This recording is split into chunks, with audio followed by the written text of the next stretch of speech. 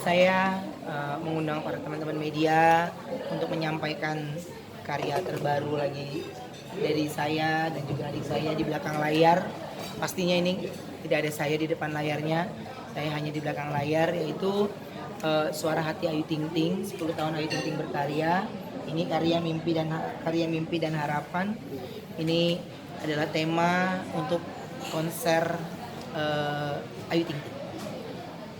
Tapi sebenarnya Melibatkan siapa aja mungkin artis-artis gitu. Artis yang terlibat banyak, nama-nama besar semuanya. Ada Titi DJ, ada Andin, ada Mas Didi Kempot, ada Anmes, dan sudah pasti saya melibatkan anak saya, Veteran Peto Putra Ons. Kok kenapa sih melibatkan Betran untuk konser? Ya biar ada anaknya aja di situ, Mbak. Kan bapaknya nggak nyanyi, ya kan? Jadi ada anaknya lah yang mewakili di situ. Dan memang biar ada kesempatan Betran bisa berdiri di panggung megah gitu, sekali-sekali dicoba. Berarti akan menyanyikan lagu dangdut ya, Woy? Nanti duet sama Ayu. Kejutan itu pastinya, gitu. Itu pasti kejutan. Berapa lagu tuh kok? Kira-kira untuk Betran? Betran sampai sekarang ini sih masih ya beberapa lah gitu. Makanya setiap artis berapa lagunya itu kita nggak kasih tahu karena biar surprise. Kalau saya kasih tahu sedikit-sedikit nanti ketebak semuanya gitu. Dan saya berharap mudah-mudahan ya apapun yang kami tampilkan ini sudah maksimalnya kami untuk memberikan yang terbaik untuk konser ini untuk para pembeli. Kok tapi Betran tahu nggak sih kalau bakal manggung di yang besar di tenis indoor? Nggak.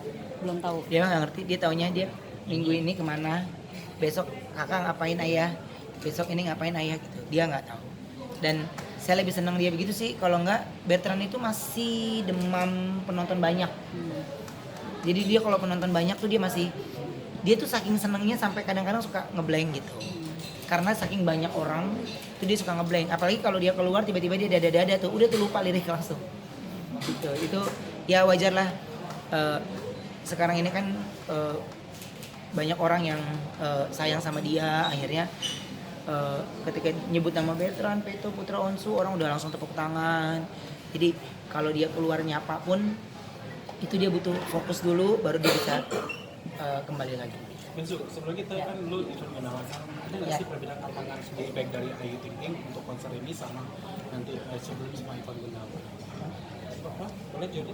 Jauh mas bedanya. Ya. Ayu itu entertainer, Ayu itu penyanyi.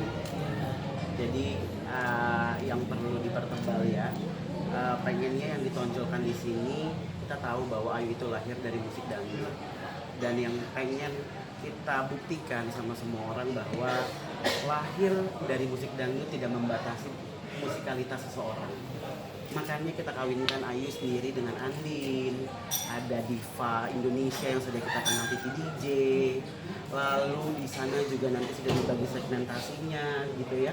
Jadi kalau dulu pada saat bikin Ivan Gunawan kita bikin drama musikal, kita angkat satu hal yang sangat menonjol dari Kak Igun, jadi sangat menghibur, dimana hiburannya dia bukan cuma asal celutukan, tapi kami arahkan hiburannya.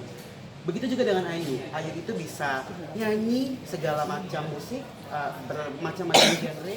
Ayu juga bisa main musik. Nah, bakatnya dia yang kita arahkan sekarang, supaya orang bisa lihat, oh memang sekarang ini Ayu ini adalah diva yang memang sudah diakui di tahun 2020 nanti. Ya. Kenapa di Istora Senayan? Kita menyadari bagaimana fans Ayu Ting Ting banyaknya bukan main ya. Jadi tidak bisa di tempat yang terlalu kecil, dan saya harus memikirkan bagaimana ketika mereka pulang malam hari. Kalau di Senayan itu kan udah paling tengah ya mas gitu. Jadi mau pulang jam berapapun lintasan ya kalau ada yang naik angkutan umum juga lebih gampang gitu. Itu sih saya mikirin ke sana.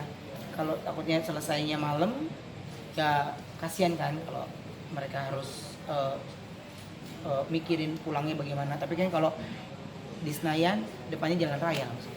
Kalau takut trauma yang kemarin kan Ivan Gunawan sempat pas gempa ya di Itu kan foto gara-gara per-JR kali di dalam. jadi trauma nggak sih ngadain konser di sebuah gedung aja? Gini, ini bagus juga pertanyaannya. Kalau dibilang trauma, gue ini orang yang ketika kejadian itu adalah sebuah prestasi yang terjadi ya, buat gue itu yang Tuhan sudah berkehendak gitu. Tapi bukan kehendak manusia yang saya mau kejadian-kejadiannya. Kenapa saya bilang kayak gitu?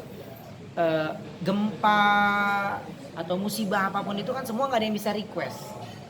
Ya, waktu kemarin Ivan Gunawan konser itu kan itu sempurnanya hidup saya itu sempurna banget sempurna.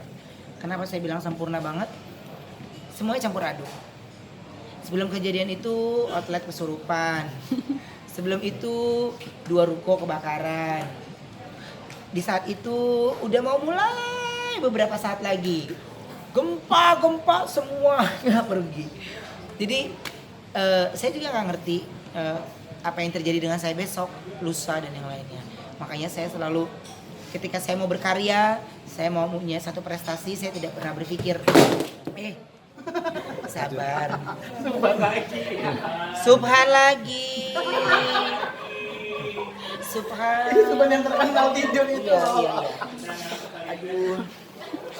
Jadi ya kan? Jadi apa namanya? Kalau saya ngeliatnya gini, apa yang terjadi dengan saya selalu berpikir ketika berkarya, saya selalu berpikir ini adalah menjadi hari terakhir saya, gitu. Jadi lakukan dengan baik, dengan hal yang positif, berpikir baik, tidak berpikir negatif tentang orang lain. Jadi itu yang saya pikir. Jadi ketika saya tidur tuh, saya selalu nge-recap kejadian dari pagi sampai malam. Nah itu yang membuat saya, oke, kejadian yang kurang bagus saya tidak boleh ulang lagi di besok harinya gitu.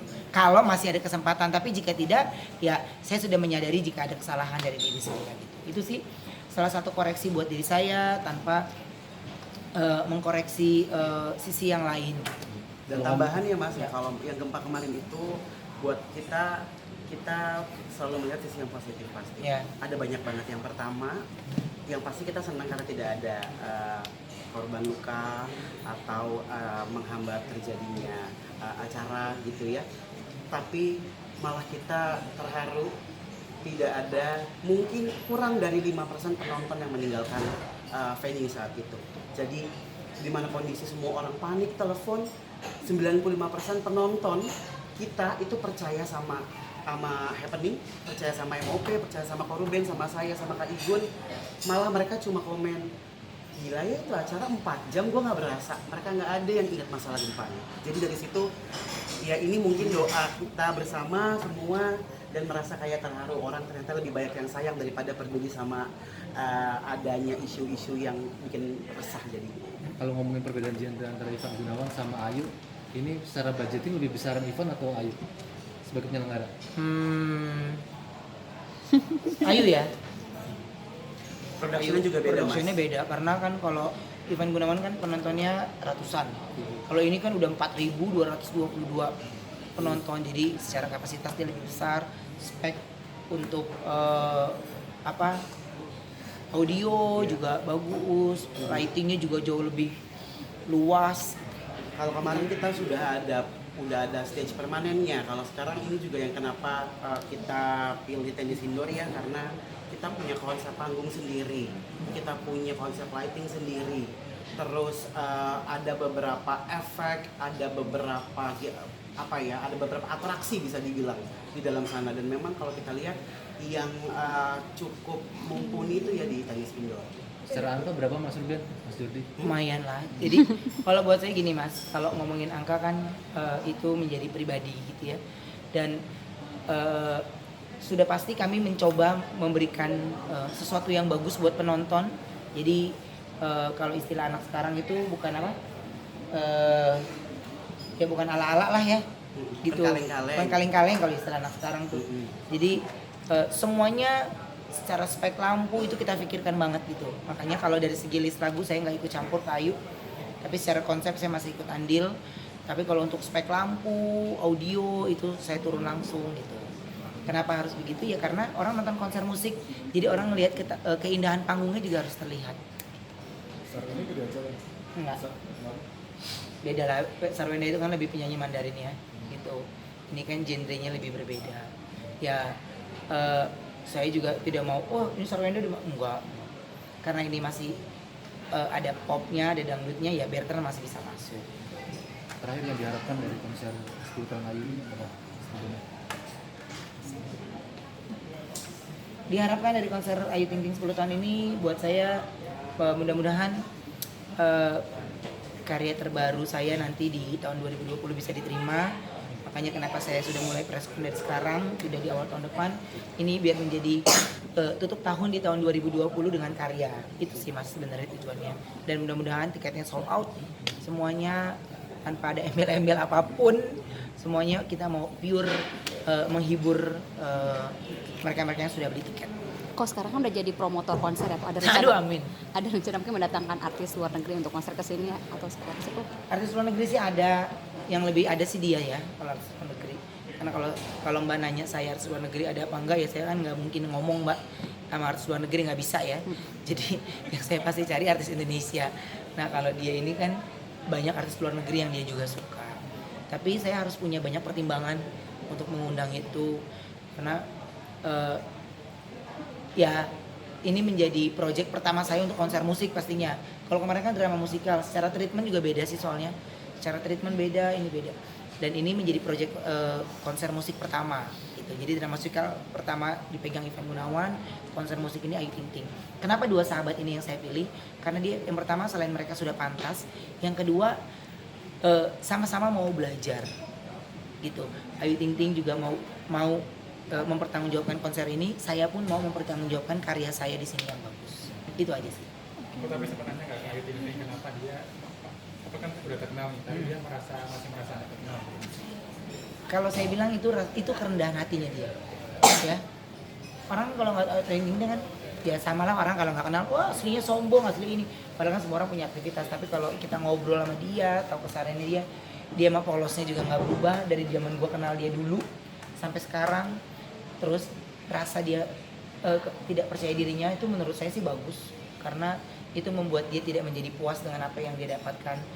Tidak menjadi puas bukan berarti dia tidak bersyukur, tapi Ayu Ting Ting itu buat saya penyanyi dangdut yang punya banyak sekali kelebihan yang bisa saya rasa Indonesia bangga kalau punya Ayu Ting Ting menjadi generasi dangdut muda yang bagus.